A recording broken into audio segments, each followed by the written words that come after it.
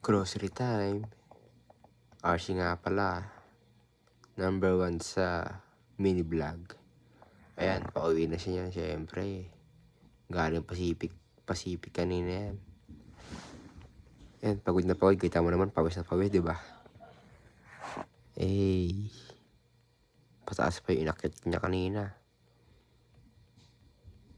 It's okay kasi exercise naman sa umaga yan eh. Sakto lang sa akin yan. Nakainit pa siya. Siyempre, nakabike. Ayun nga. Bumili kasi ako ulam kanina niyan. Napadaan ako sa grocery. Bumili ako Nutella. Tsaka yung ano ba yung binili ko? Sampalok. Ayan. Tayo naman. Magpipidal na siya dyan.